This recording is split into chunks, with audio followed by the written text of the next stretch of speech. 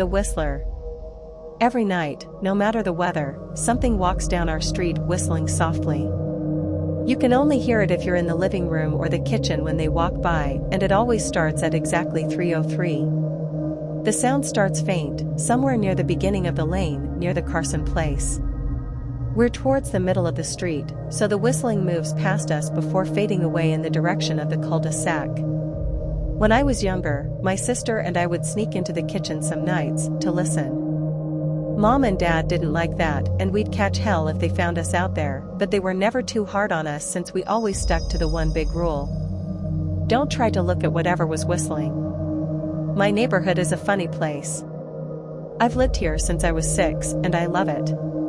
The houses are small but well kept, good-sized yards, plenty of places to roam. There are a lot of other kids here my age. I turned 13 back in October. We grew up together and would always play foursquare in the cul-de-sac or roam around from back porch to back porch in the summer. This was a good place to grow up. I'm old enough to see it.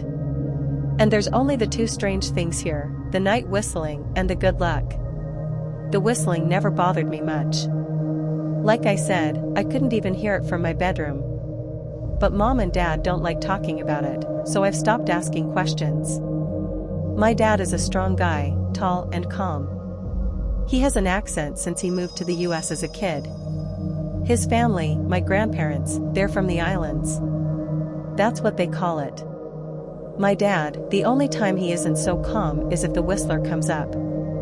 He talks a little quicker then, eyes move faster, and he tells us not to think about it so much and to always remember the one rule, the big rule: don't try to look outside when the whistler goes past. Not that we could look even if we wanted. See, there are shutters on the inside of every window, thick pieces of heavy canvas that pull down from the top and latch to the bottom of the window frame. Each latch even has a small lock, about the size of what you'd find on a diary. My dad locks those shutters every night before we all go to bed and keeps the key in his room. My mom, I don't know what she thinks about the whistling. I've seen her out in the living room before at 3:03 when the sound starts. I could see her if I cracked my door open just an inch to peek. She's not out there often, at least I haven't caught her much, but once or twice a month I think she sits out there on our big red couch just listening. The whistler has the same tune every night. It's cheerful. Da-da-da-da-da-dum. Da-da-da-da-da-dum. Remember how I said there are two odd things about where I live? Well, besides our night whistler, everyone in my neighborhood is really lucky. It's hard to explain, and Dad doesn't like us talking about this part much, either, but good things just seem to happen to people around here a lot. Usually, it's small things, winning a radio contest, or getting an unexpected promotion at work, or finding some arrowheads buried in the yard, you know, the authentic kind. The weather is pretty good and there's no crime and everybody's gardens bloom extra bright in the fall. A million little blessings, I've heard my mom say about living here. But the main reason we stay here, why we moved here in the first place, is my sister Nola. She was born very sick, something with her lungs. We couldn't even bring her home when she was born, only visit her in the hospital. She was so small, I remember, small even compared to the other babies. A machine had to breathe for her. We moved into our house here, to be closer to the hospital. As soon as we moved here, Nola started getting better.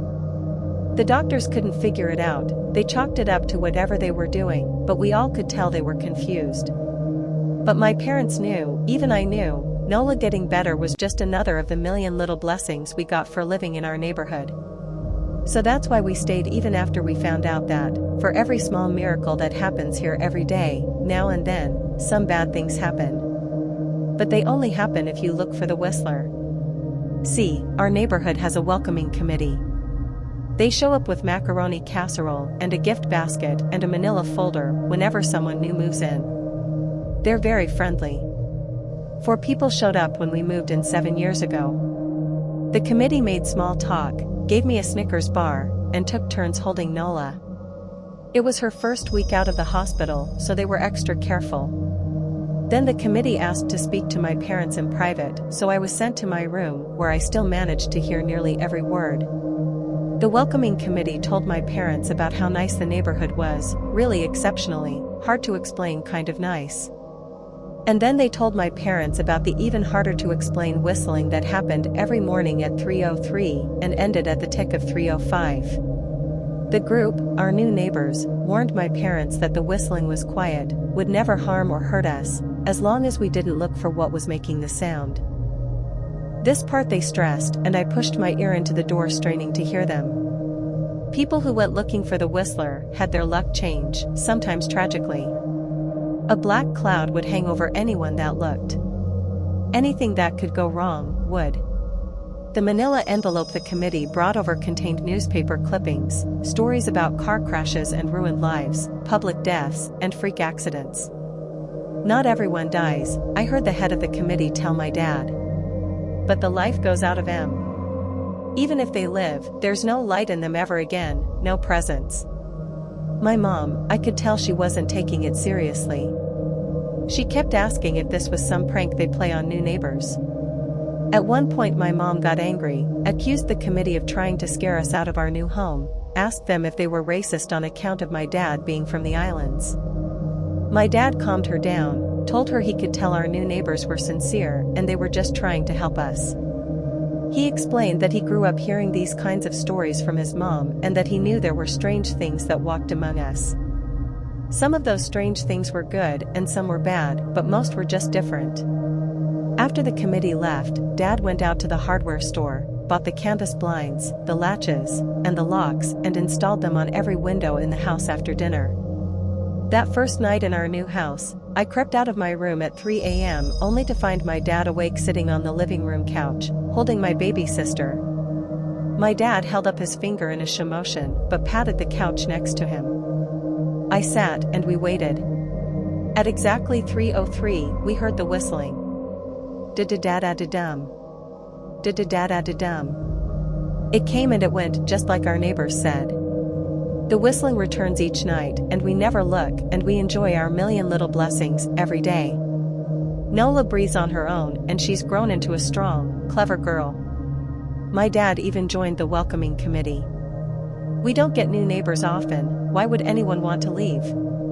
But when a new family moves in, my dad and the committee bring them macaroni casserole, a gift basket, and the manila folder. I can always tell by the look on my dad's face when he comes back if the family took the committee seriously or if we'd be getting new neighbors again very soon. Not long ago, a family moved in directly next to us. The previous owner, Ms. Maddie, passed away at age 105. She'd lived a good, long life.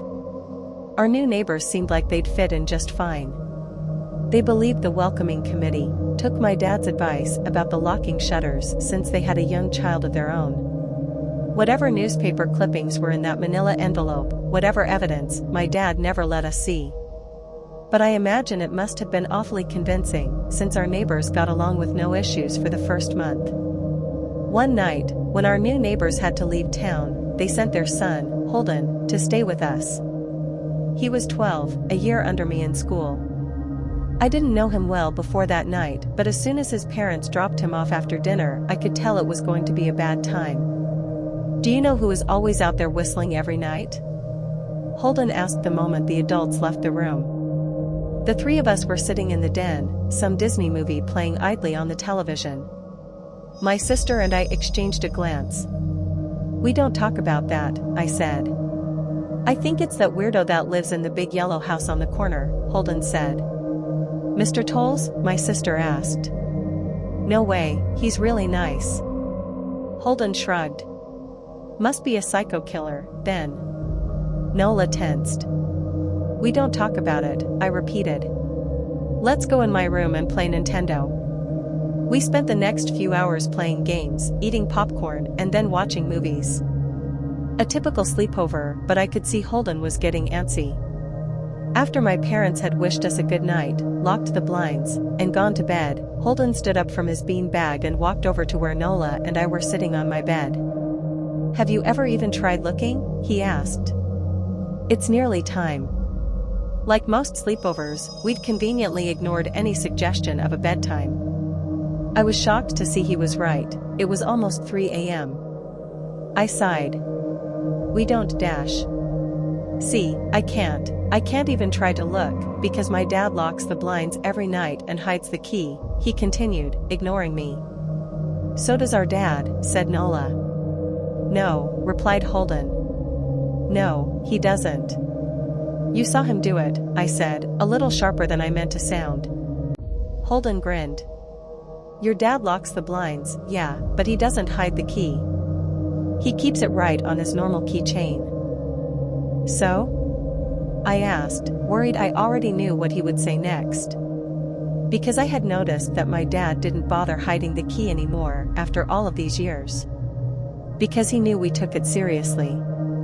So, after your dad locked up, but before your parents went to bed, I went to the bathroom. And on my way, I may have peeked into their room, and I may have seen your dad's keychain on his nightstand, and I maybe went and borrowed the key to blinds. Nola and I stared, and his grin only grew wider. You're lying, I said. Holden shrugged. You can check if you want. Just open your parents' door and look, you'll see his keychain right there on the nightstand. Stay here, I told both of them. Don't move a muscle. I hurried over to my parents' room, but hesitated at the door. If Holden wasn't lying, my dad would be angry. Beyond angry. I was scared thinking about it. But more scared of an open window with the Whistler right outside. I opened the door, barely an inch, and looked in, but it was too dark to see. Taking a deep breath, I walked into the room. 2 steps into the dark, I froze. The whistling started. And I could hear it clearly, from my parents' room. I never realized, but they must have heard the sound every night since we moved into the house. They never told us. I don't think I could have slept through it. I stood there, listening to the whistling come closer, unsure whether I should turn on a light or call out for my dad. Soft sounds from the living room brought me back to reality. Nola, I yelled, running out of my parents' room. Holden and Nola were standing near the front door, next to a window. Holden wasn't lying. I could see him fumbling with the lock on one of the blinds. I heard a click. He did have the key. Holden let out a quick laugh. Nola stood next to him, hunched up, afraid but maybe curious. The whistling was right outside our house now. I think I made a sound, called out. I can't remember. Time felt frozen, clock hands nailed to the face. But I found myself moving. I'm not fast, I've never been athletic. Somehow, though, I covered the space between myself and Nola in a moment. My eyes were locked on her, but I heard Holden pull the blind all the way down so it could release. I heard the snap of it start to raise, and I heard the whistling just on the other side of the window.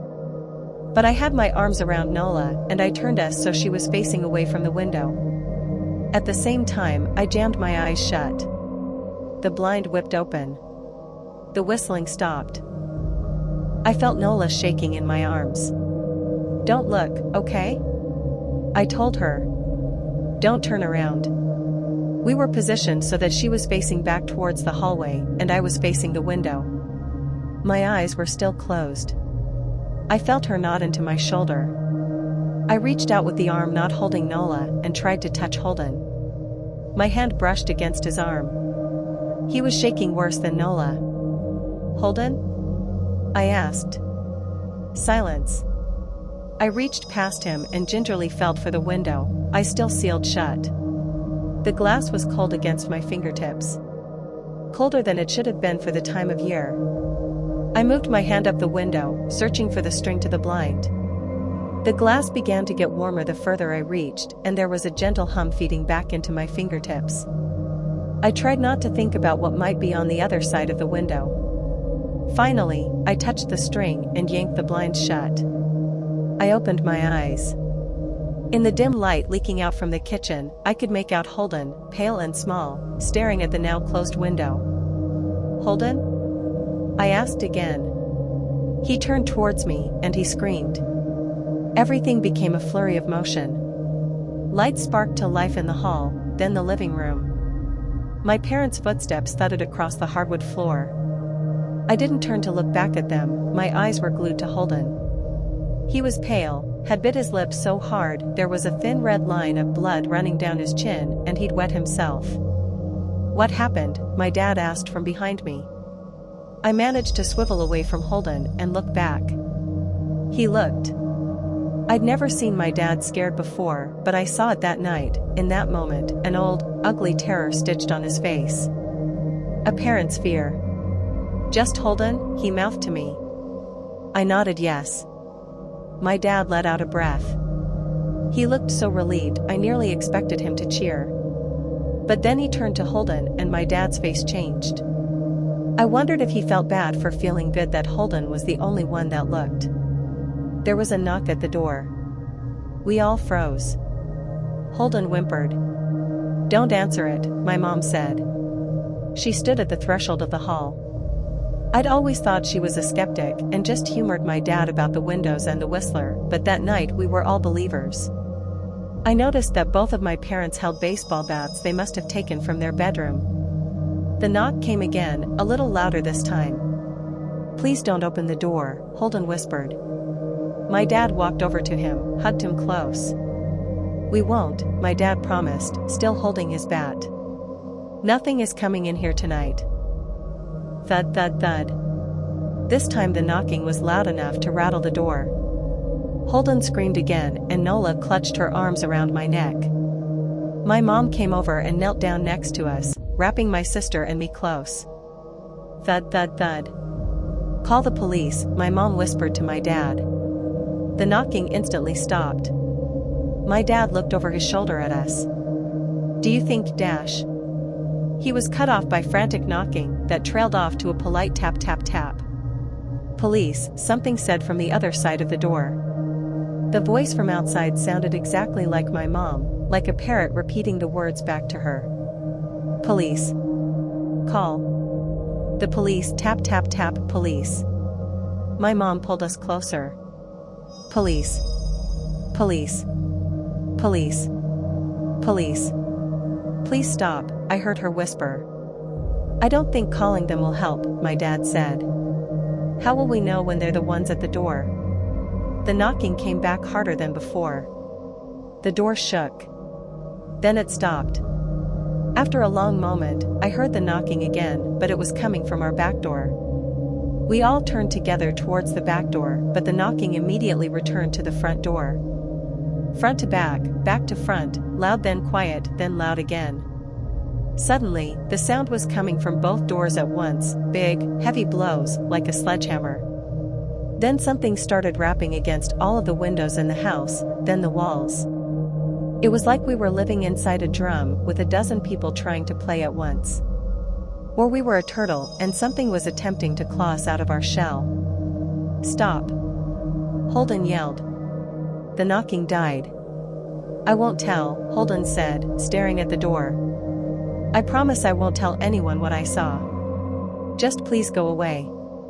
We waited for nearly a minute. Then we heard it, a soft tap tap tap, coming from the window Holden had looked through earlier.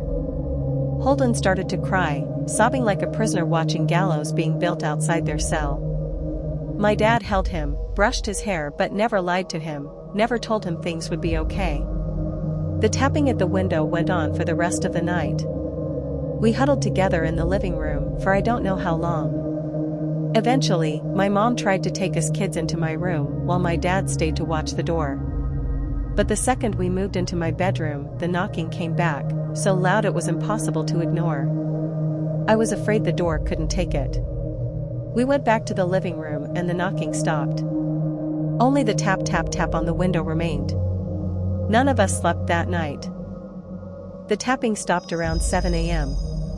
That's about the time the sun comes up here. We waited another 2 hours before my dad opened the blinds from one window. He made us all go back to my parents' bedroom first. I heard him open the door, then come back in. "Okay," he told us. "It's done." Holden's parents came back around lunchtime. My mom and dad walked Holden over to his house, and they all went inside for quite a while. Nola and I watched from the window. She stuck to me the whole day, right at my side, sometimes holding my hand. When my parents came back, they looked grim but wouldn't tell us what they said to Holden's family. It was a Sunday, so we all spent the day together, ordered pizza, and watched movies.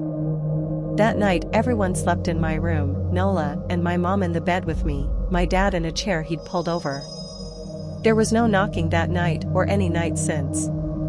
We didn't see much of Holden or his parents for the rest of that week, but by Thursday, there was a moving truck in their driveway. Nola and I watched them packing up the whole afternoon after school.